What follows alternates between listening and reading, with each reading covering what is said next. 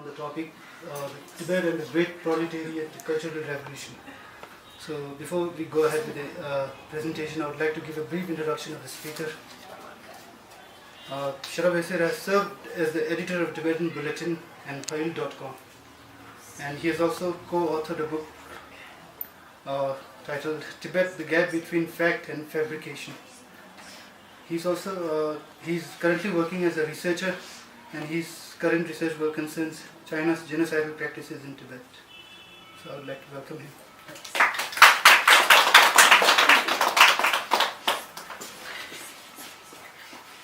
Thank you for the kind words.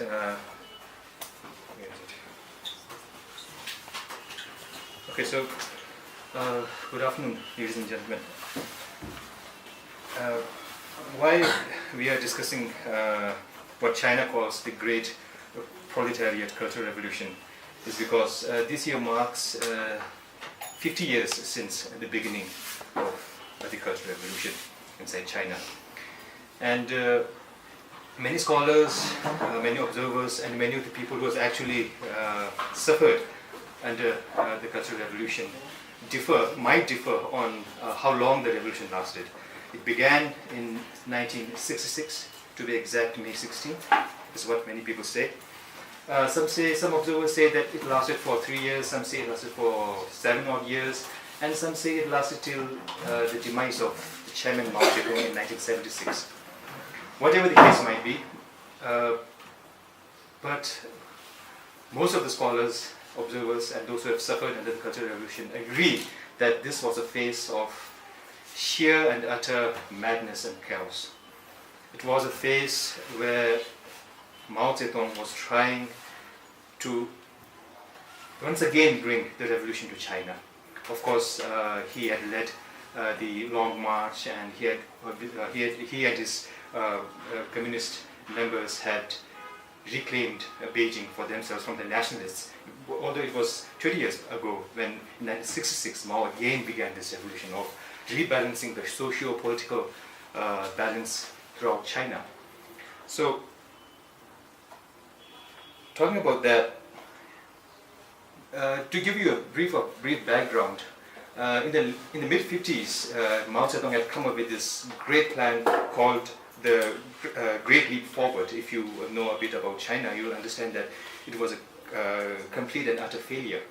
It was a period when Mao Zedong tried to modernize China by bringing people out of the farms and out of their small offices and trying to make all of them work industriously to produce steel, because steel was the in thing at that time. Steel could make aeroplanes, and steel could make a lot of different things, and weapons and everything. So he brought out people to make steel, and every household, every community, every town was supposed to produce steel out of nothing. They even brought out the utensils and smelted those things in besides their courtyards, and they didn't know how to produce steel. But because of what Mao had said, all of them tried to produce steel, and that phase really affected China. And what many people believe is that the greatest famine in the history of humanity, during which 20 to 40 million people died, was the phase of Great Leap Forward.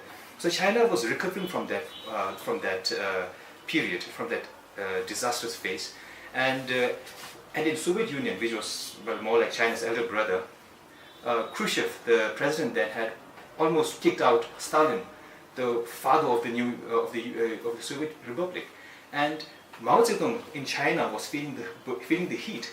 He was firstly he had disastrously failed with his policies of the Great Leap Forward, and besides the neighbor, there was great revolution, great changes taking place. So, in order to strengthen his position as the ultimate leader of China, as the grand leader of China, he came out with this plan of a cultural revolution, in which he planned to smudge out, to purge leaders that he thought were opposed to him.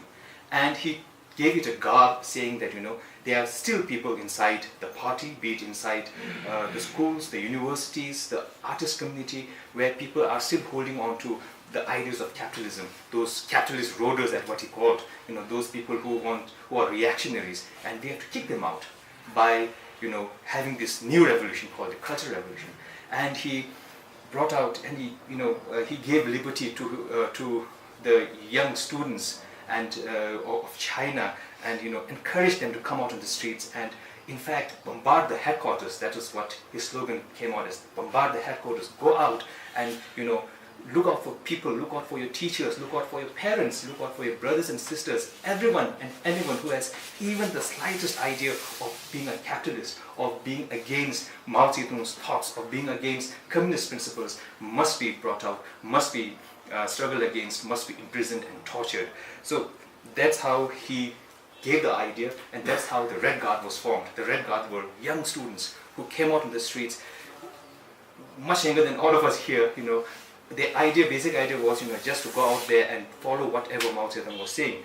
So that was the grand idea of the Cultural Revolution. So to be specific, on May 16th, the Politburo, which is the highest decision-making body of the Communist Party, they came out with this notice saying that, to hold the red flag of the great proletarian cultural revolution high and completely expose the reactionary bourgeois position of those so-called academic authorities who oppose the party and socialism. We should completely criticize the reactionary bourgeois, though in academic circles, educational circles, press circles, literary arts circles, and publishing circles, and seize the leading power in these areas. To do this, we must simultaneously criticize representatives of the bourgeoisie who sneaked into the party, government, army, and all cultural circles. So from there you can gauge the spread and the entire gamut of this revolution. He was trying to include almost everyone who could make who could bring about some change to the society.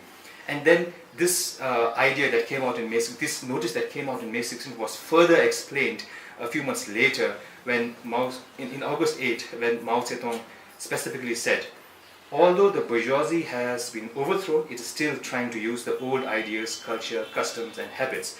Old ideas, culture, custom, and habits. These formed the four O's. The four O's which were the targets of the Cultural Revolution. Everything old was to be targeted. Be it we are in a museum right now, be it artifacts in the museum, be it books in the museum, be it your teacher who's old, or who has old ideas. Everything has to be destroyed. So this was the grand plan. So when he brought out these instructions, what happened was that Mao's instructions to destroy the four olds and attack the bad classes. Bad classes means if you are a family, you belong to a family of aristocrats or former landlords. So bad classes were easy to fathom and operationalize, but his call to root out the revisionists and counter-revolutionaries in high places was more enigmatic and open to widely differing interpretations.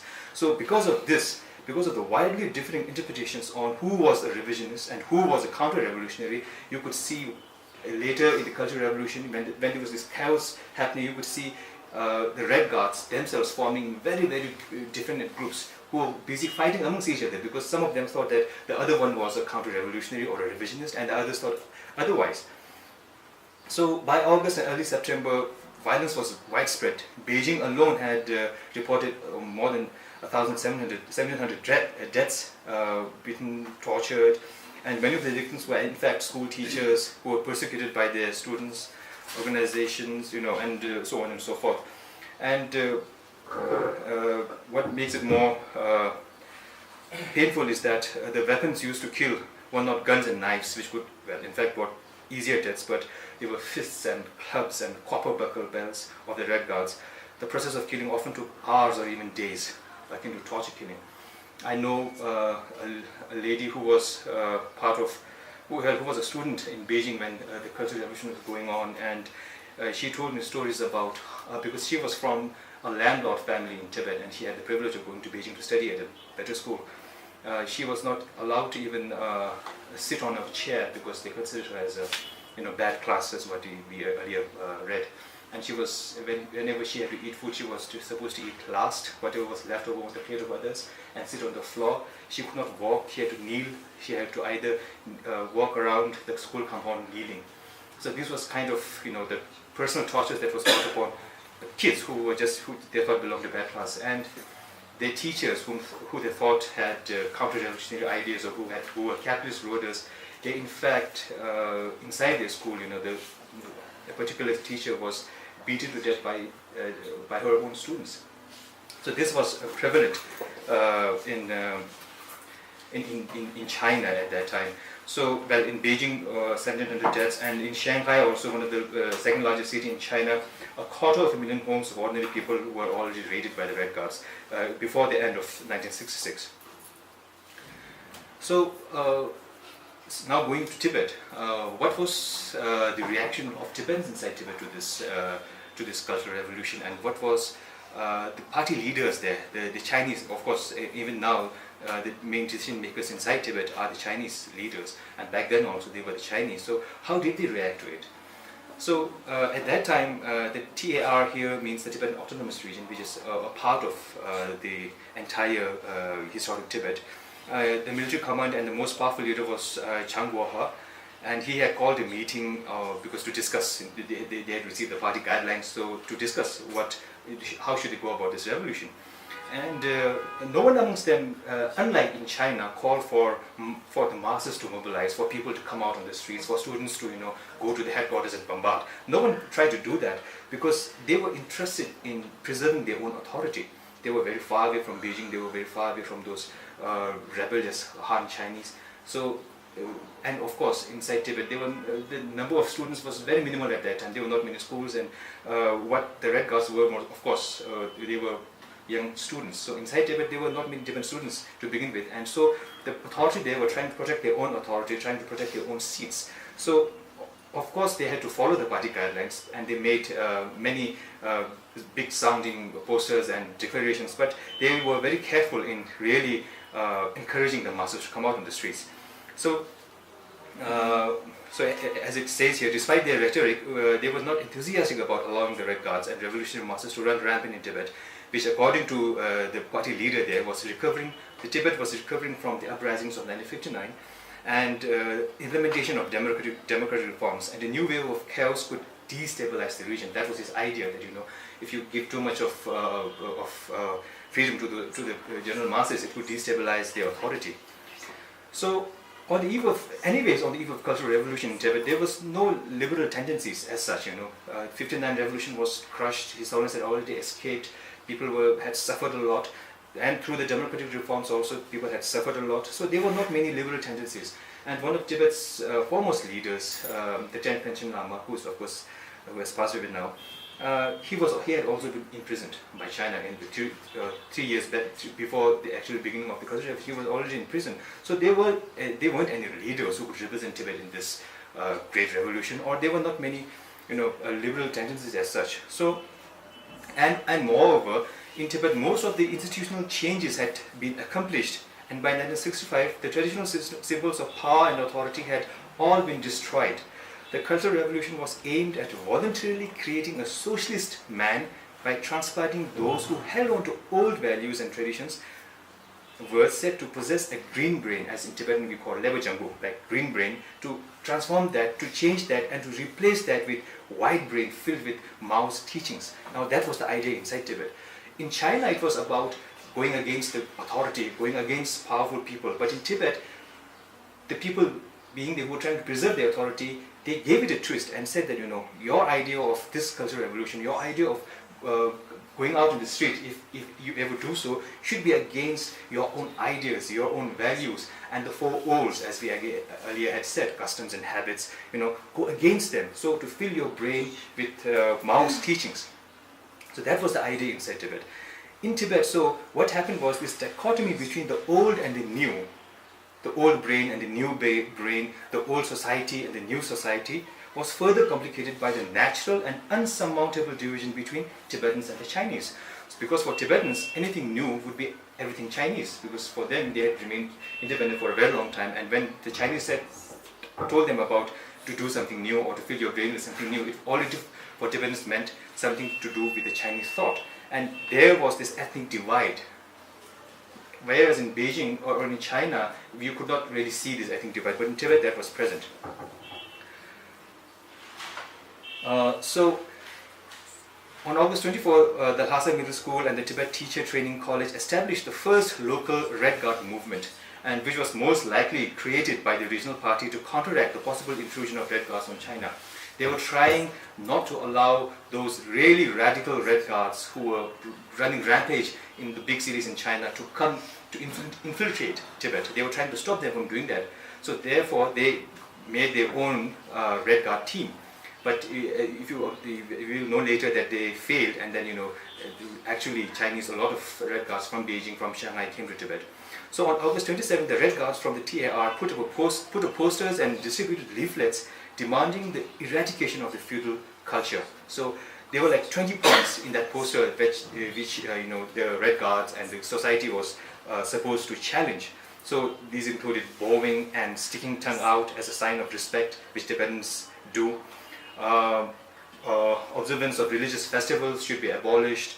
All feudal names of parks and streets should be changed. For example, Nobulinga, which used to be the summer palace of the Dalai Lama, was changed to the People's Park. All large and small chedins, those small stupas, must be destroyed. All books praising the idealism and feudalism should be prohibited. All money walls, those walls where you write the Tibetan scriptures, all money walls, prayer flags, incense burners should be destroyed. No one should recite prayers, circumambulate, prostrate. People should not consult oracles and diviners. People should destroy all photographs of the Dalai and the Panchen Lamas. All photos praising revisionist, feudalism or reaction should be destroyed. All monasteries and temples, apart from those that are protected by the government, should be converted for general public use, and goes on and go forth, So this kind of, these 20 points that came out with on how to implement this revolution inside Tibet was actually striking at the core of Tibetan identity, at the core of Tibetan culture. It was trying to destroy everything that was Tibet. In fact, in here, there's also a point which says that the Tibetan language should be transformed. Language should be transformed, and which actually happened inside Tibet. So this was a direct attack on Tibetan identity. So you could see here, during 1966 and 67, here there's the burning of the pechas, means Tibetan scriptures, at the Sherab, a sacred place adjacent to the Jokhang temple. And later this place was also used for many of the struggle sessions. Struggle sessions were used to be the hallmark, one of the hallmarks of the Cultural Revolution, when a supposedly counter-revolution was brought out in the middle of the street or a courtyard, and everyone there was supposed to raise questions, make him or her confess about her mistakes, and then beat them up, torture them, and even kill them during many occasions. So also here's a picture, because we are at the museum, if you go around, you'll see more pictures of how the destructions happened, idols being destroyed. So this might sound a bit boring to you, but what happened in Tibet was there was factional competition within the Red Guards. As I said earlier, the authority during that time was trying to push away those Red Guards from outside Tibet, but then they actually managed to come to Tibet, and they formed a team of Red Guards, which they thought that they were the real harbingers of Mao's message. They said that you people are trying to protect yourselves, trying to protect your authority, which is exactly what we should fight against. So there was this one group of Red Guards which later came to be known as the Genros. In Tibetan, the Genro means someone who opposes. And the other group of Red Guard, which had the covert support of the administration of the communist regime there in Tibet, came to be known as the Nyamdir, which would somehow translate to working together. So these two factions, this factional politics happened inside Tibet, and these two factions fought long and hard, using sticks and stones to begin with, then later with knives and with guns also. So there was really factional fighting within Tibetan areas during that period. So there's some information here about what was the strength of the Genlogs and the Nyamdels, and how many. The balance was swinging. First it was the Nyamdel who were more powerful, then the Genlogs became more powerful. Then China had to intervene. Beijing had to intervene because they thought that it was getting the situation there was getting out of control. So they had to intervene. And Tibet, being on the borders with India, and in 1962, India and Tibet or China had recently fought a very short border war, and it was a very sensitive place. So China intervened and said that okay, now let us stop this and try to bring those two factions together, bring the stationed People's Liberation Army in Tibet, bring all of those factions together and try to bring out a 5-point directive. and which said that both factions are legitimate Marxists to try to supplicate them. All fighting must be stopped, and farmers and nomads must return to their production units. So these were the big changes that were happening inside Tibet. They thought that it was this regular factional fighting. But then they later realized that those people fighting there in Nyamok, those Tibetans fighting there in Nyamok, they were not talking about counter-revolutionaries or revisionism. They were talking about fighting what we called tendel, enemies of the faith. And enemies of the faith, the word tendel is always associated with China. China is the enemy of the faith. So they realized that the instant that the violence that was happening in Nyamok was not the usual cultural revolution violence, it was something else. So there, the revolt was being led by a very unsusceptible person. It was a very young nun called Chile.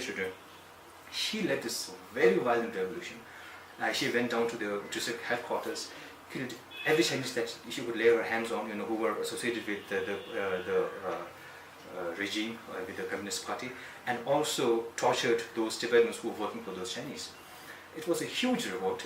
The popularity or stories about the revolt spread, and people started saying that this nun Children is not just an ordinary person; she is a manifestation of some Tibetan mythical god.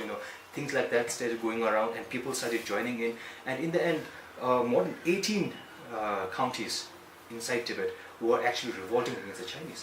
So this phase was in stark contrast to what we saw during the Cultural Revolution. It was not against the party, the two lines of revisionism and reactionaries, but it was against the authority of China. So this was one of the major episodes that happened during this Cultural Revolution phase inside Tibet.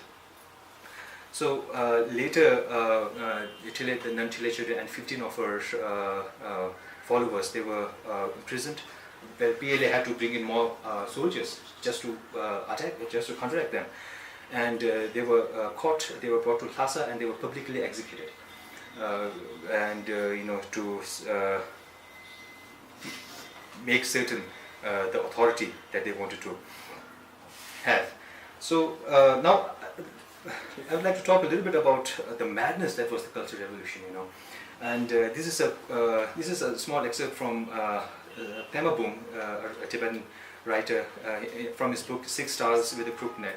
He was in Tibet that time. He was a youngster, and he writes about the little red book of Mao Zedong. You must have seen this small little red book that everyone carried, that everyone had to carry. This was a book of quotations of Mao Zedong, some 400 odd quotations on some 33 themes. So he says in this book, during the Cultural Revolution, certain Tibetan scriptures and other texts were considered poisonous weeds. As you saw, they were being burned in the courtyards. Most were either burned, thrown into the river, or ground into manure. In time, traditional Tibetan literature was not seen, only Mao's little red book. So the name of the book, which is in Chinese, I don't know Chinese, so it says Mao Tu Shi Yulu, something like that. That was the Chinese name of the book. And not knowing what it was, some people generally called it Mao's book, Mao's baby goat, and things like simple baby or simply baby goat. So everyone had to buy this book, even if a family didn't have enough money to buy salt or tea. Each member in the family was expected to buy a copy each. The book was given as gifts, even wedding gifts.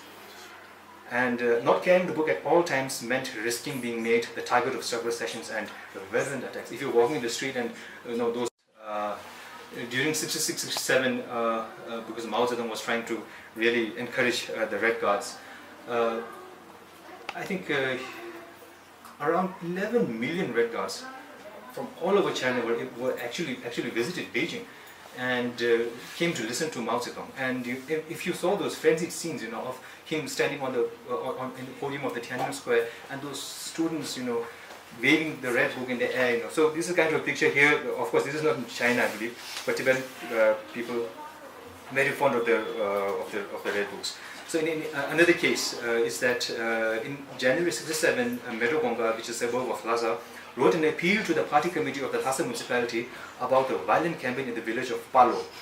In the letter, it says, in the course of the struggle, extremely barbarous methods of fascism were adopted to treat the poverty-stricken peasants. Please read the poverty-stricken peasants, because they had no idea what was happening. They were just poor people, and laboring people who had been branded as demons and monsters. most probably because they had idols in their home, or they read scriptures or had rosaries in their hands. Apart from general forms of ill treatment such as beating with fists, kicking, hair plucking and ear twisting, other terrifying forms of punishment and torture were also used. These included, for example, detention in a private prison, the wearing of handcuffs and fetters, scorching the body and head with fire, feeding human excreta and cattle and horse dung, muzzling the mouth with a horse spit, etc. The form of torture are really too numerous to mention one by one. Another point to be noted is that the party's hegemony was so deeply entrenched because of madness and the chaos here. You can just see, even the way you slept, people could deduce, accuse you of being a revolutionary or a counter-revolutionary. Because if you slept facing the west, it would mean that you are not respecting Chairman Mao, because Chairman Mao is considered as the sun that climbs up the mountains from the east. So that kind of madness was prevalent there.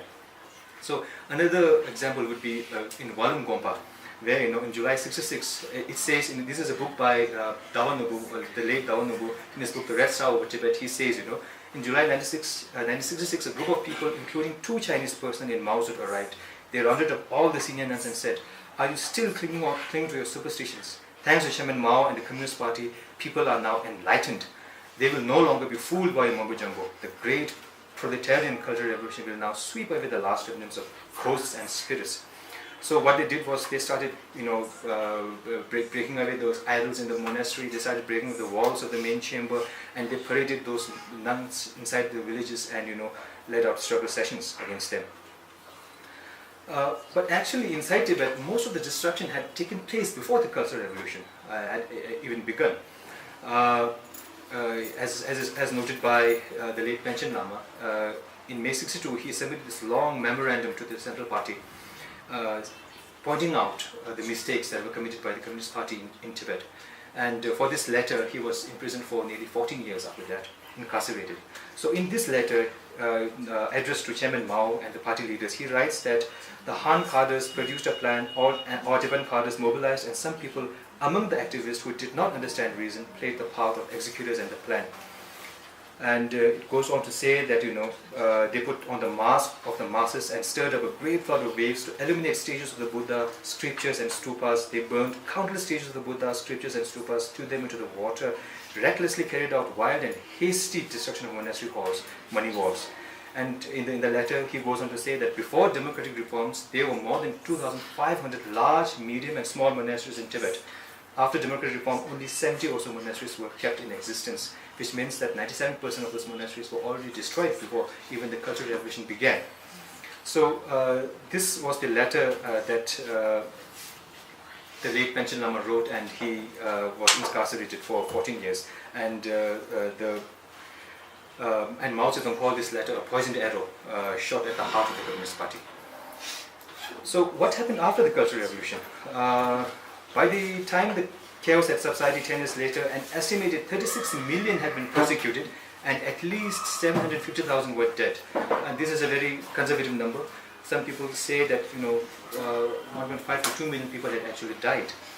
Red Guards had smashed up temples, burned books, destroyed historical treasures, and the universities and schools remained almost closed for the entire decade.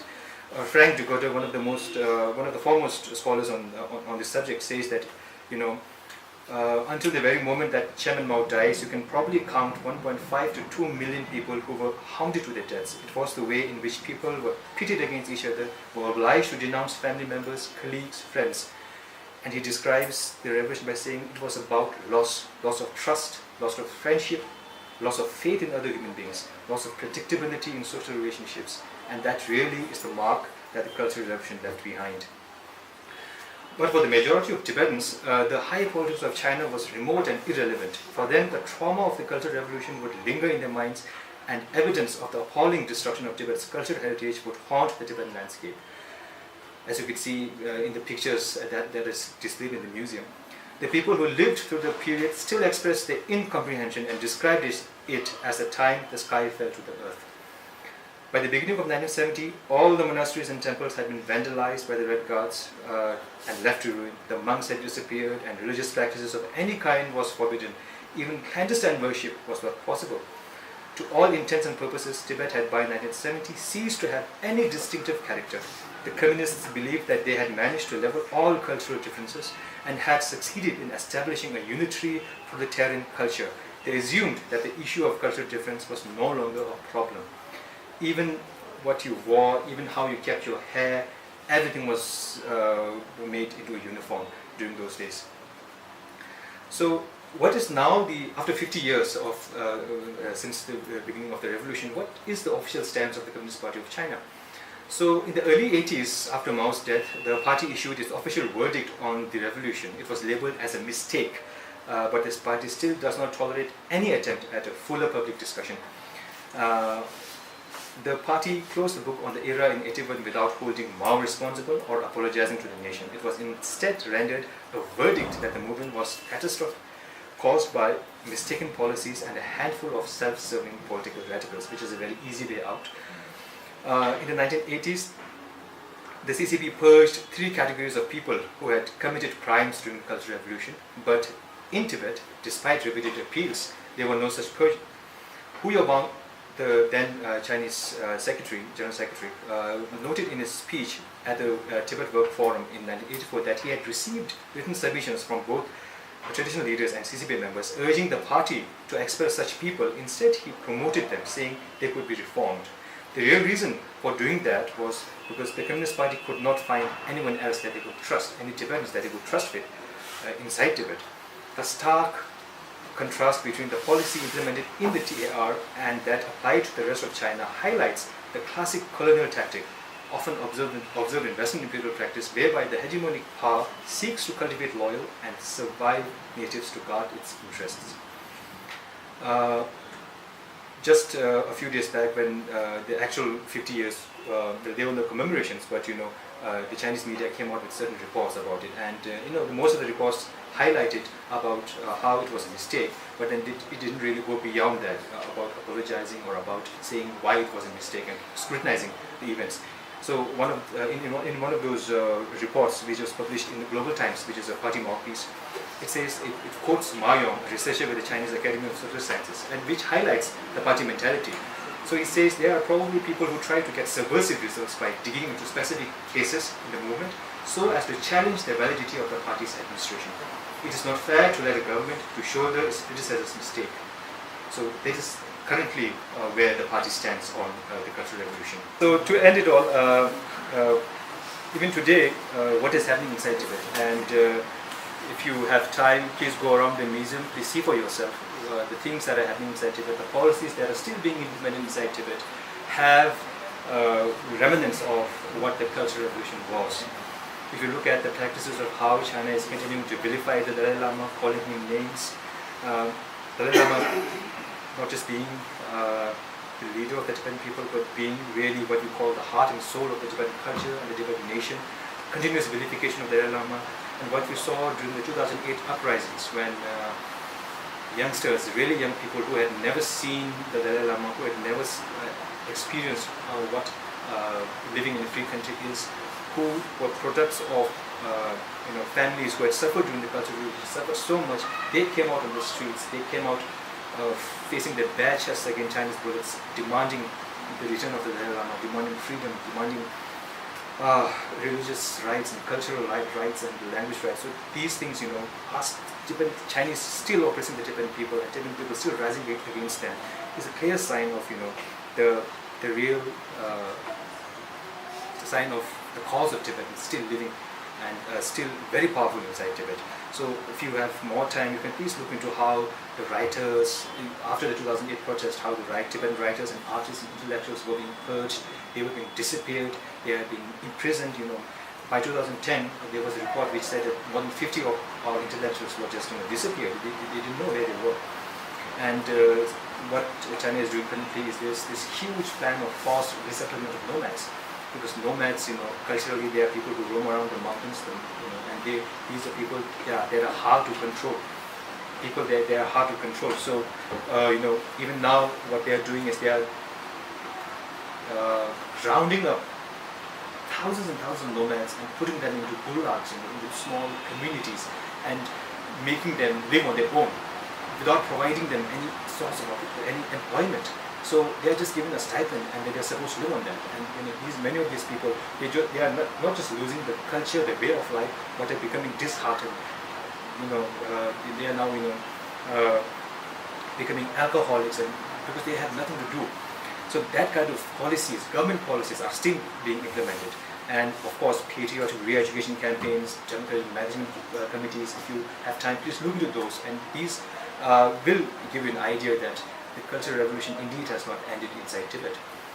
I'll end by quoting Chinese. The first is it's called the Gongmeng Report of 2009. This is used to be an NGO, Open Constitution Initiative NGO, which was set up in Beijing by lawyers and activists. And after the 2008 uprisings, they selected a group of researchers and sent them to Tibet to investigate, all Chinese researchers, to investigate what was the cause of the 2008 uprisings. And of course, they came out with a very detailed report, but because this quote has relevance to what we are talking about today, it said that having been through the Cultural Revolution, there is now a gap in the ages of the inheritors of religious culture in Tibetan areas, with a lack of middle-aged monks, leaving a weakness in influence and transmission from older to the younger monks. So it clearly shows the purge that happened, and it had left generation gap of people who could actually transmit those teachings to the younger monks. There are stories inside Tibet where after 1970s, after the mid-1970s, it is said that not a single able-bodied man remained inside villages, because they were either all killed or taken away inside prison camps. According to Pension Rinpoche, in one of his reports, he says that almost 15% of the population inside villages and towns are now in prison. That kind of repression. So this clearly shows that gap that happened during the Cultural Revolution. And the last quote is by Wang Luzhong. He's a Chinese scholar, and in his book End of Tibetan Buddhism, he writes, local political power has become the only controlling force, one that obviously demands the surrender of monks and nuns to its authority. It has nothing to do with respecting the Dharma or observing monastic vows. So this is the current situation inside Tibet. And well, thank you so much for paying attention and listening to me. Thank you. I'm ready to take questions if you have any.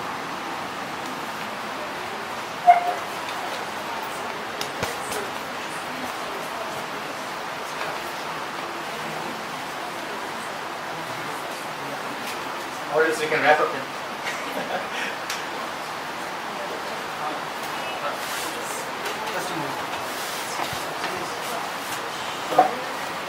I'd like to thank Mr. Sherab and as a gesture of appreciation and thank you, I would like to offer this Tibetan khata. Please, thank you. Actually, during the Cultural Revolution, this was also banned because this represented old custom and old habits. Please join us for tea and biscuits.